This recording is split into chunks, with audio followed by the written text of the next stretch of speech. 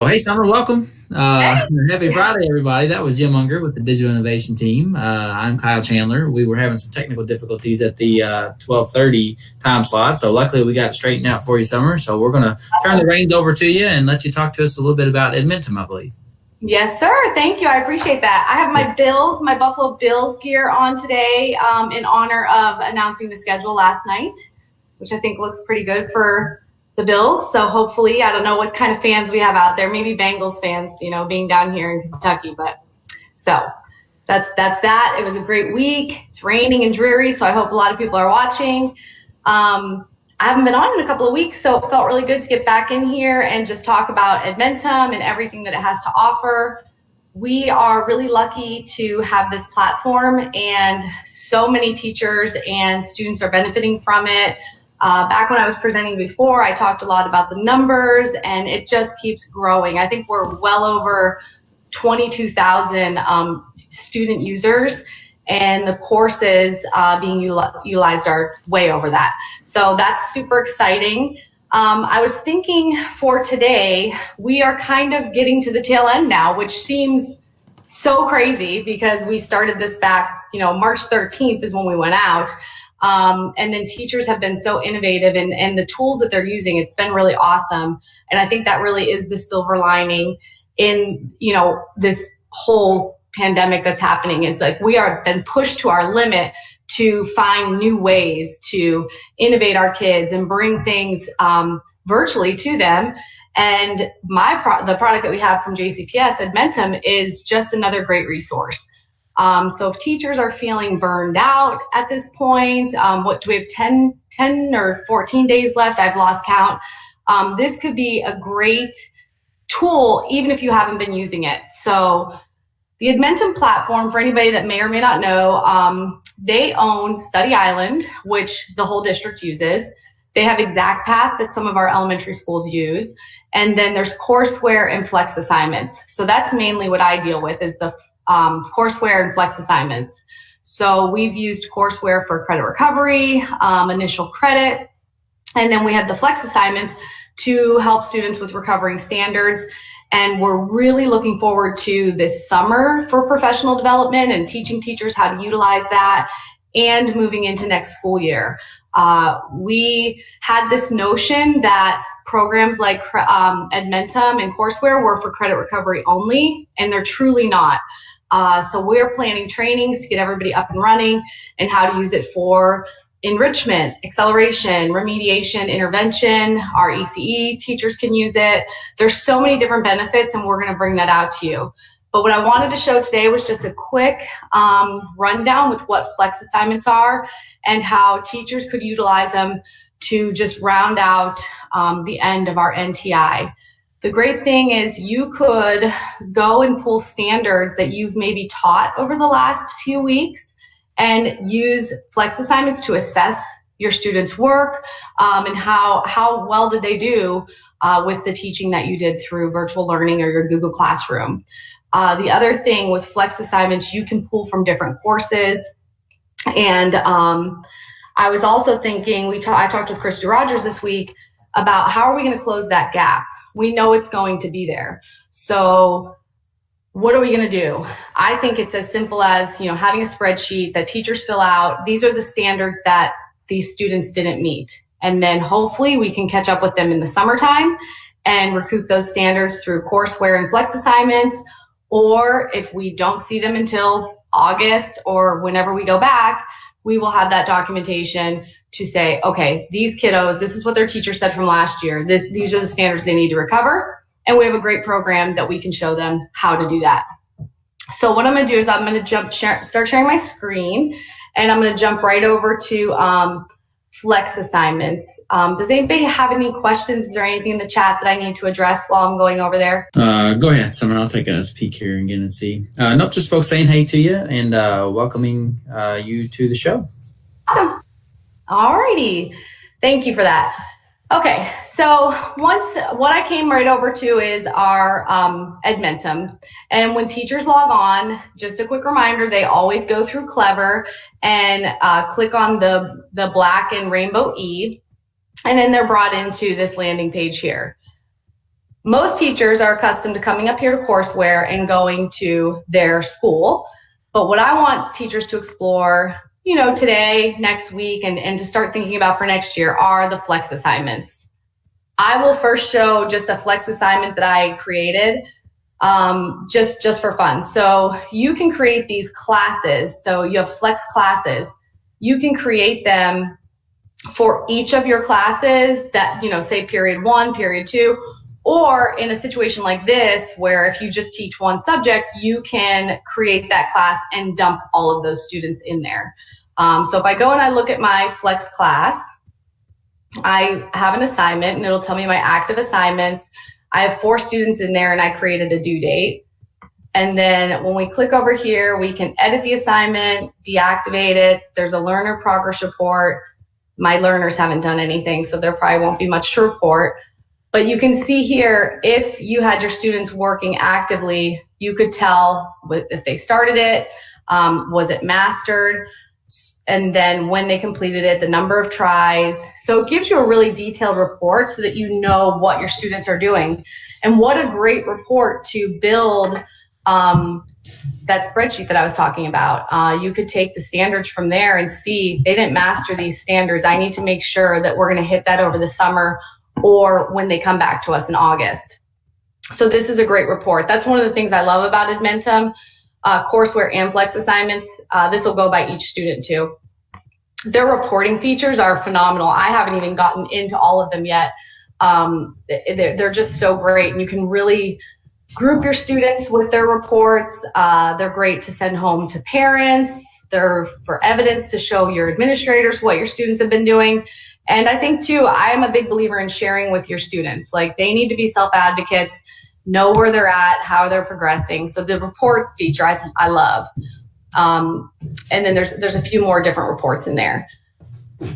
So if I look at the assignment, this is another way to see too how your students are doing. And if they're working, you could go in and you could click on their individual progress and it'll tell you their time on task.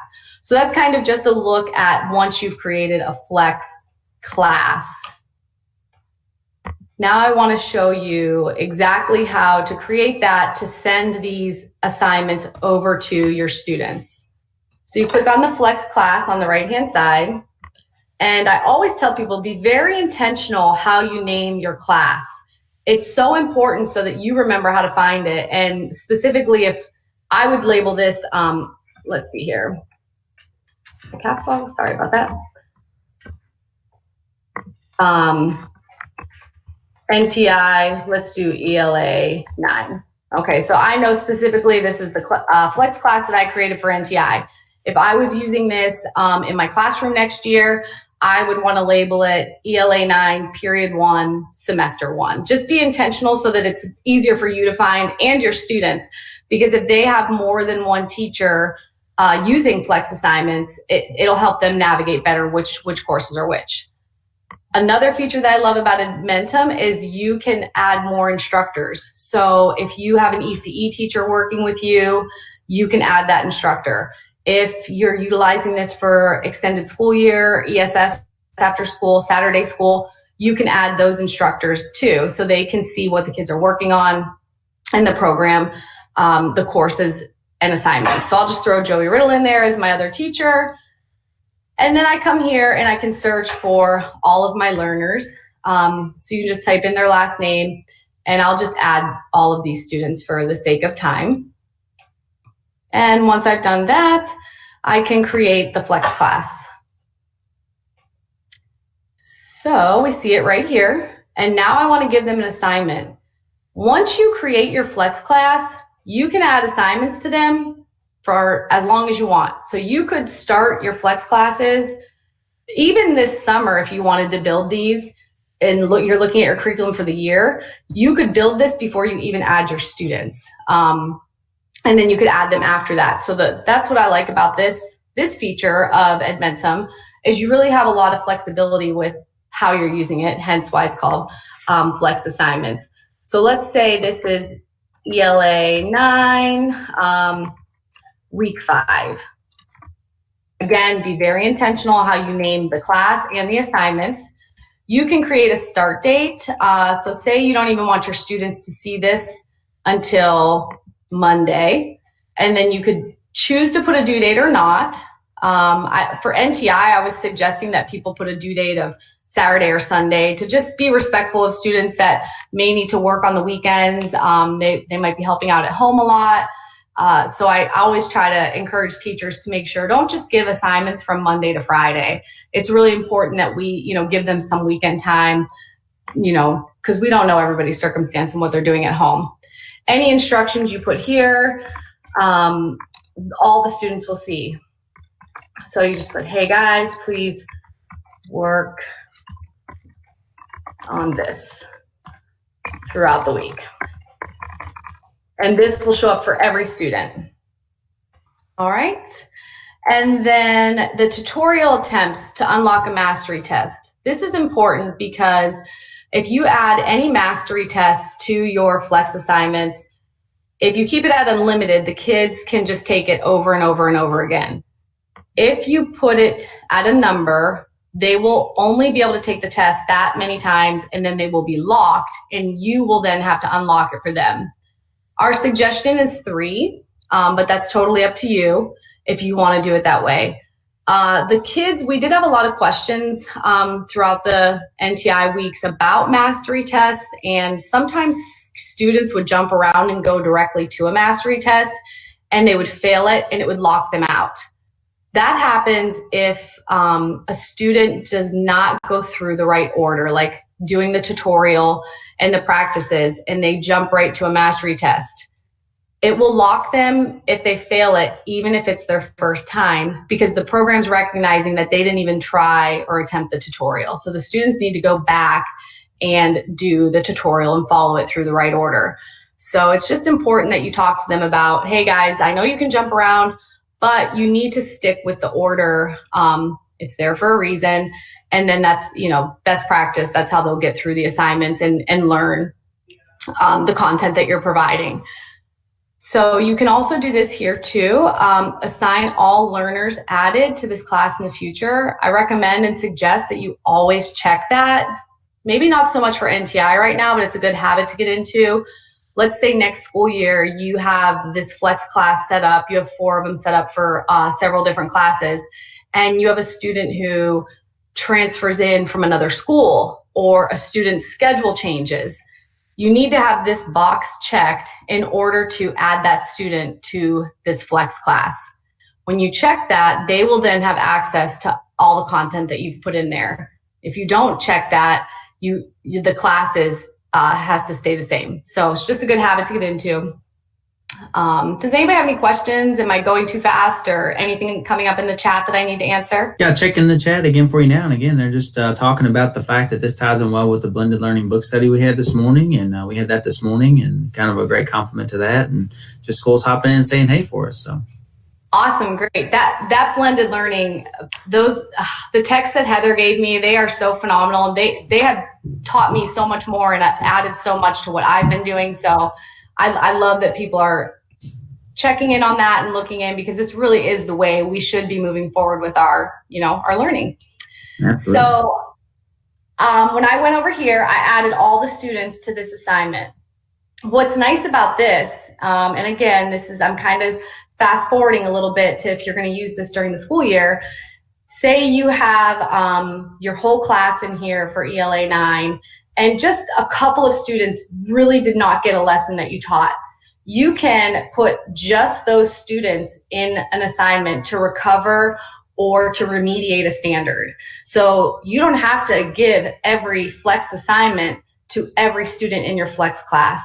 So this is just a great tool for blended learning, workshop model. If you're utilizing that in your classroom, you may have a group that has a flex assignment based on this standard. And then you might have another group that has a flex assignment based on another standard. And as they're rotating, you have the content there to support them and guide them through it. So that's a really cool feature of this. For purposes today, I just added all of them.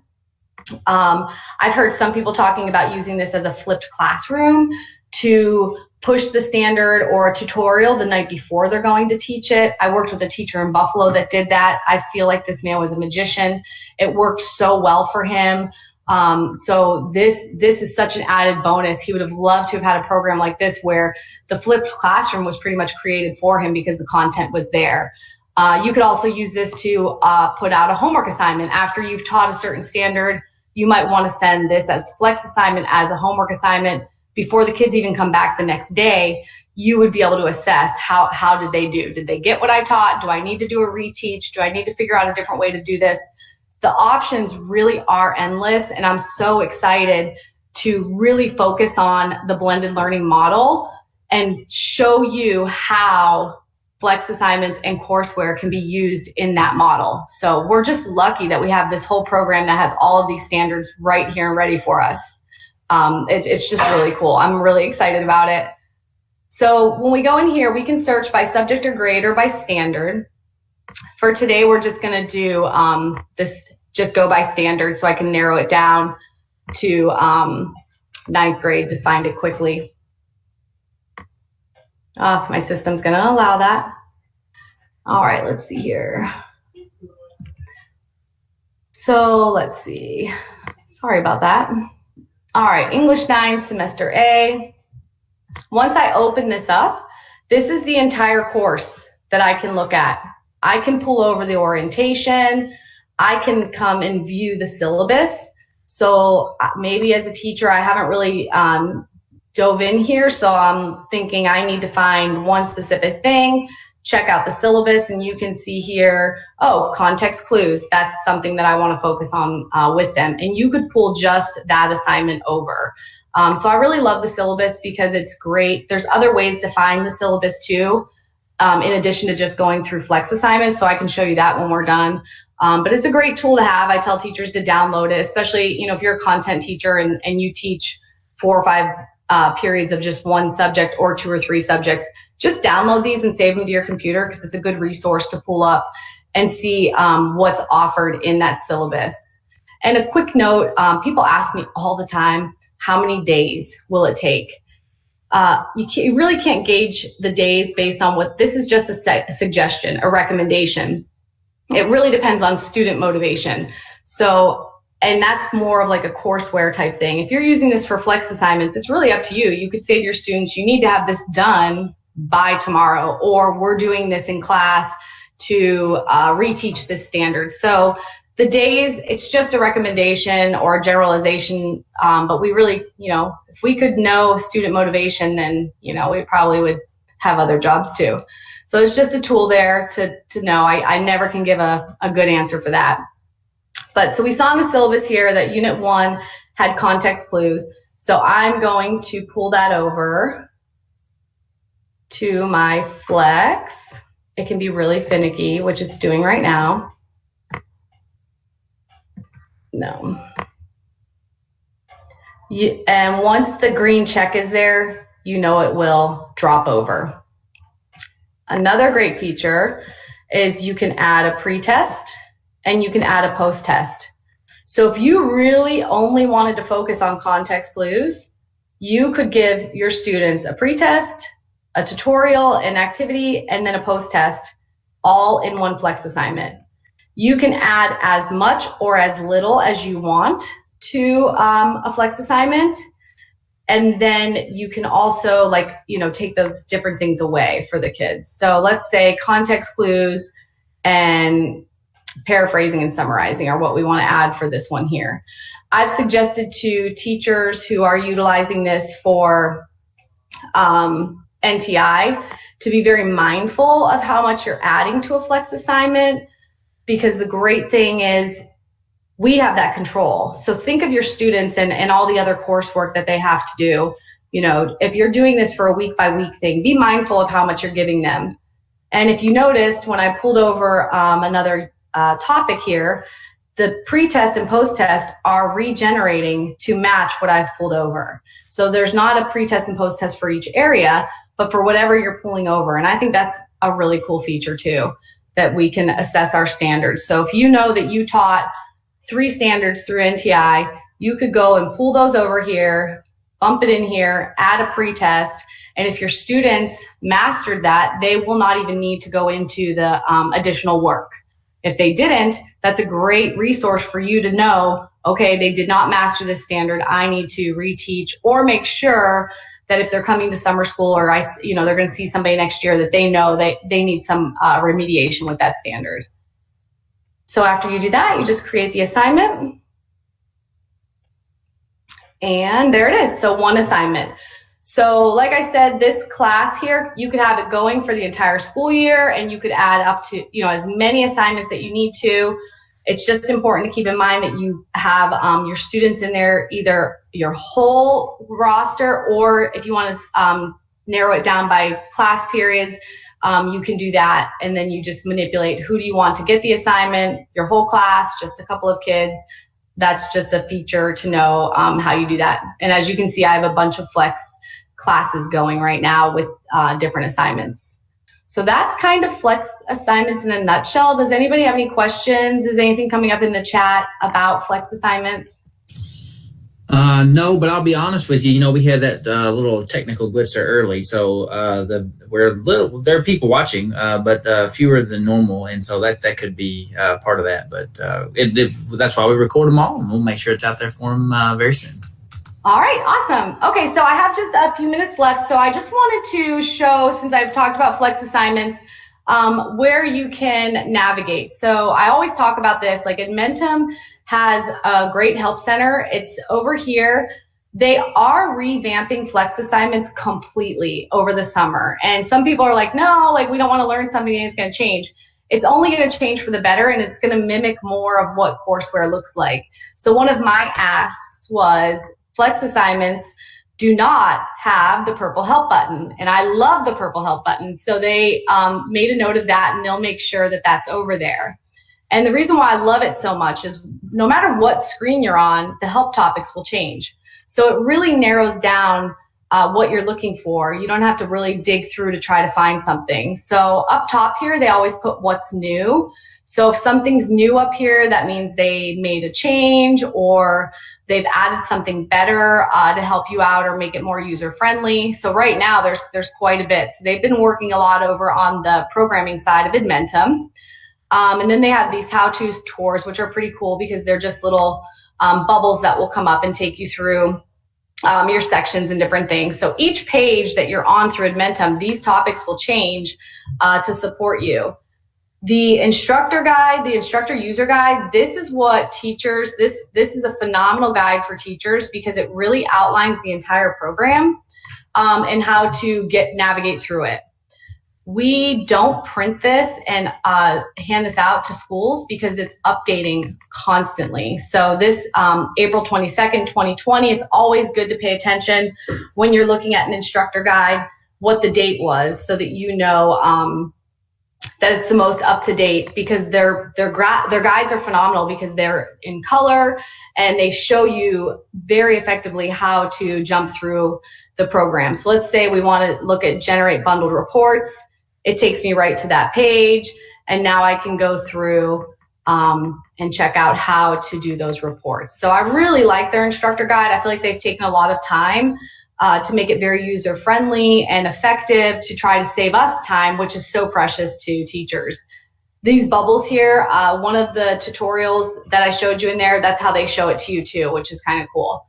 So that's your help center over here. Pay good attention to it. It's really awesome. You can also go down here to their support site, and there's additional resources in there. And then this C Hive for courseware is really cool because if you click on that, it will take you to an area where you can provide ideas or comments, like maybe something's just not working for you and you think it would look better. That will go directly to their product development, and they do see those. They are actively checking them. EdMentum also wants to hear from us all the time. Like, we have a great relationship with them, and I nag them weekly, probably more than that, with ideas that I hear directly from teachers that they want the program to look a different way, or they wish they didn't have to click on this and it was easier to get to it here and there. So please always, you can use the C Hive here, or you can always email me and reach out to me, and I will get all of your questions, concerns, thoughts, and ideas over to product development. And then hopefully certain things, we've already had things added just based on what JCPS teachers have asked for and requested. So I think it's pretty cool that we get to have a voice in the product development, and they're definitely listening and want to support us. So shoot me an email, reach out to me, and I'll make sure that they get those. So over here, probably jumped too quick. Now on the left-hand side, you have your menu button, and this will give you, your school would be listed up here. And then you have your course sections, classroom, students. This is just another way to jump to any of those pages. But I also wanted to show you, here is where you can also see the course catalog. So this would be, prior to creating a flex class or using courseware in your classroom, however you want to use it, you have access to all of the courses that are in EdMentum. We have a team at Jefferson County High School that is creating custom courses.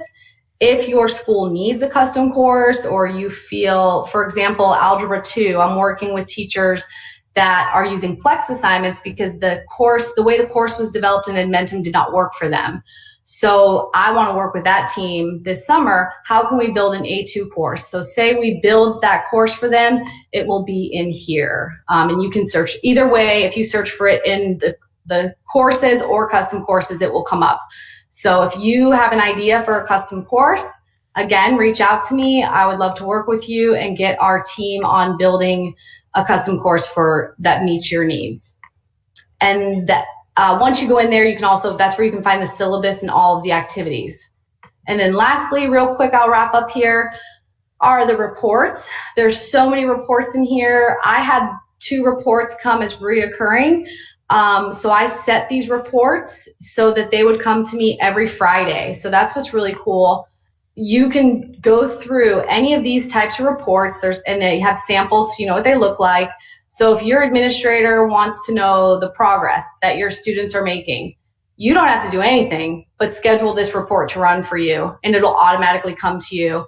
And this could be something that you're using with your administrator, or even to send to parents and students. It gives a really detailed look at what you're offering, or what they're doing in the offerings that you've had for Flex or courseware. So I love the reporting feature. It's really awesome. And you find that in the menu button over here, and you can create new reports. You can look at your upcoming, and then there's other additional classic reports. These are also super in-depth.